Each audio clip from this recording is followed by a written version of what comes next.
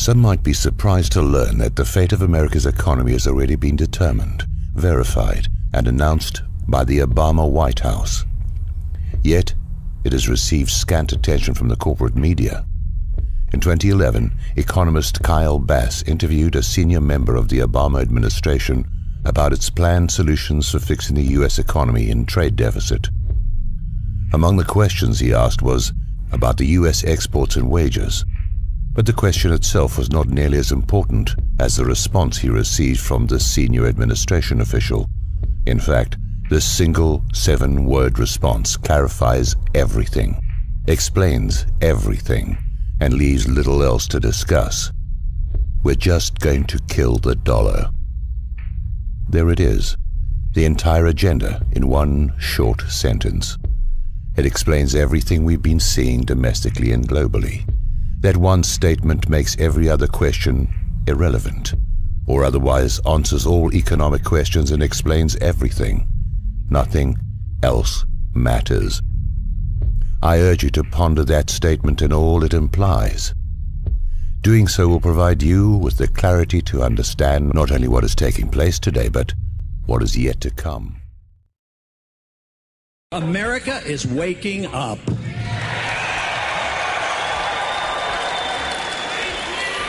The bad news is Washington is still sound asleep.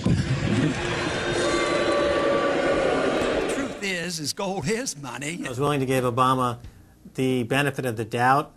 I thought it was premature to write this guy off. But now that he's been in office for a while, it's obvious that he is very tight with the Goldman Sachs and JP Morgans on Wall Street, and he is extremely compliant and pliant to the wishes of the large banks, going back to what we saw with Robert Rubin under the Clinton administration, changing laws in favor of the banks, and he's not doing anything to stop the banks. He's helping the banks continue to do what they were doing under Bush. So in fact, he's just a continuation of Bush on the subject of markets and finance, which is the most important part of his policy right now. Now, I've been asked to speak on the theme of Roman history, particularly the problem of inflation and its impact. His sense of entitlement is similar to the worst of Wall Street excesses. While half the city starves, Nero builds a palace, but hits a roadblock. He's running out of money. Nero won't let that stop him. He has a plan. The workhorse of the Roman economy is the denarius.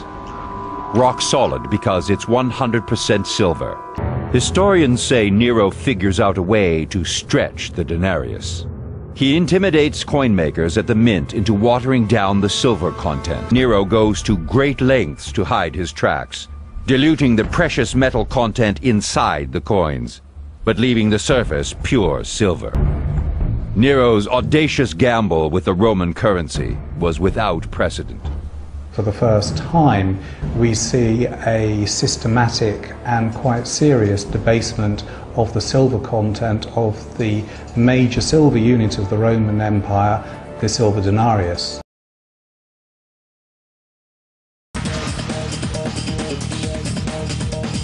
Supposed recession, which really is beginning to look more and more like a depression, we seem to be following here the same script that Franklin Delano Roosevelt used in 1933 when he came into office. His first day in business, he declared a bank holiday and then came back with the FDIC in order to stop the bank runs. All right. Number two, so once the dollar gold link was broken, meaning the dollar was not anchored to anything that it had to observe as a standard, then what followed was a massive money and printing operation and fiscal spending to try to get the economy going again. And the third thing he did is to devaluate the dollar by 70%. Let's look at President Obama today. Point number one, the FDIC, remember it was created during Roosevelt, but under Bush's tenure, this was originally where we were at when this whole thing broke broke loose. The FDIC upped its coverage from 100,000 to 250,000. That was to give people the impression of security and to avoid bank runs. Then there has been, before we severed the gold link from the dollar, here we've seen gold suppression. I'm sure you remember a couple of years ago the differences between the paper gold and the real gold, and everybody's going, what's going on here? And it was the paper gold that seemed to drive everything, kept hammering it down. Then we got into massive monetary and fiscal stimulus by the very same mechanism that FDR did, and that was printing all of the money that they needed to do. And now it really has the look that we're trying to slowly, without anybody noticing, devalue the dollar. At least that's a big event. What took place today, and this is from Market Watch News, and the headline reads, Hong Kong recalls gold reserves, touts high security vault. Don't tell me I have all this gold in London. Show me, and oh, by the way, send it back. We'll continue this topic, actually, looking at the coming dollar devaluation. It's very clear to me in hindsight. It wasn't so clear to me at the time, but it's very clear to me in hindsight that the auto bailout was one of the best things that have happened to this economy. Welcome back to the Keiser Report. Time now to go to Washington, D.C. and speak with Bill Still, the former newspaper editor and publisher, best-selling author, award-winning documentary writer, director. His feature-length documentary, The Money Masters, is the 15th most viewed film on the internet in history. He also wrote and directed The Secret of Oz. Have to look at this within the context of the bull market euphoria that the Eurozone was born from to begin with. As Soros notes in that speech, in the boom phase, the EU was what the psychoanalyst David Tuckett calls a fantastic object, unreal but immensely attractive. You know, one of my favorite quotes from Margaret Thatcher is she said the problem with socialism is that you eventually run out of other people's money. And that's exactly what we're seeing now. Like Robert Fisk talking about how Russia and China are going to start trading their oil in something other than dollars. So this is tremendously negative for the dollar world reserve currency. And as the dollar gets weaker, of course, that's another huge boost to gold prices because gold prices are priced in dollars. So as the dollar weakens, it takes more dollars to buy the same ounce of gold. So you'll see that huge move in gold on top of the hoarding that'll happen. So as the price of gold goes higher, it's going to draw in more buyers. Paradoxical as that sounds, but that's the way markets work. So the question is, okay, with gold at 1150, let's say, or 1050, at what price is it going to trigger panic buying by the masses? So you'll see that jump.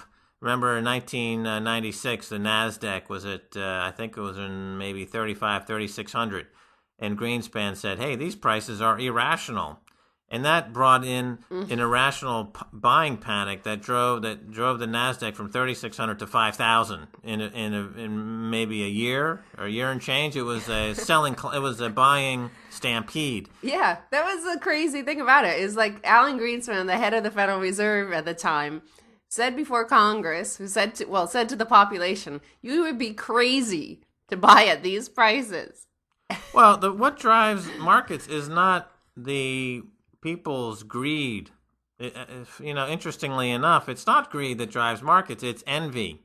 Mm-hmm. People buy stocks or they get involved in these manias because they feel they fear that their neighbor is getting rich and that they are missing out.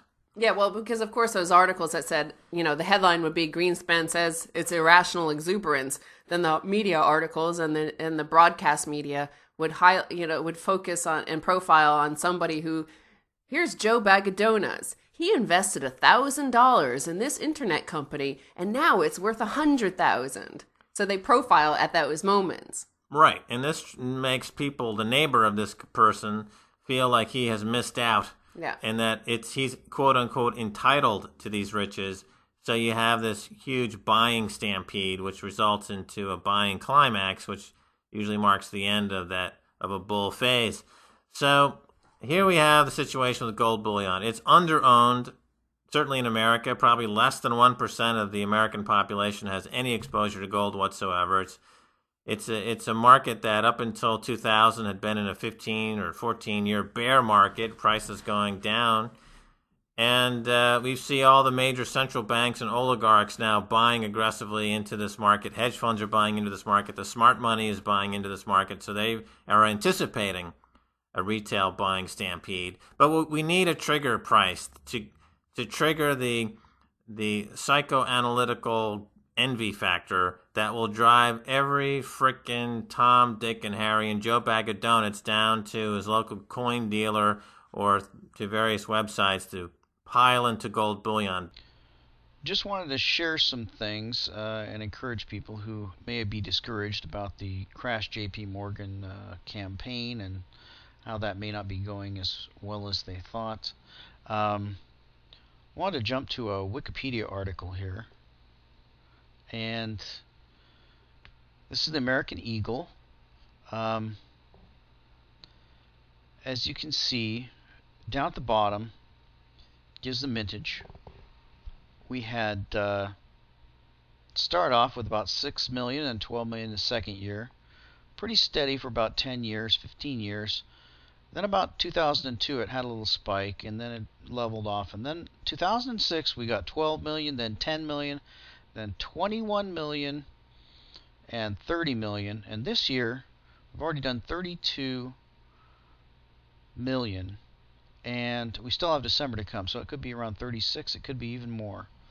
So a lot of Silver Eagles are being minted and bought. Again, this is just a tiny fraction. That number, 32 million, that's one Silver Eagle. If one in every 10 persons in the United States bought one Silver Eagle in a year, that's that number. So it's still a tiny number. I want to remind you that historically, 20% of Americans have owned some type of precious metals. Today that figure's 0.2%. It's 1/100th. So anybody that tells you that we have a bubble in the precious metals is absolutely nuts. We haven't even started this bull market yet.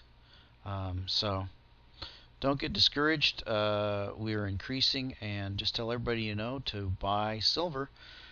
Buy a Silver Eagle for a kid for Christmas. It's a really good idea. One of the suggestions I had is give a kid a Silver Eagle for Christmas and tell him, now, I don't want you to sell this until you can get a bike for it. What that's going to do is it's going to make him think about what it's worth, and it's going to make him follow the price of silver. So something like that. Just get people interested. Now I want to jump over to Jason Hommel. He jumped on the Crash JP Morgan buy silver bandwagon, and just wanted to read something to you that he wrote here just to get you encouraged.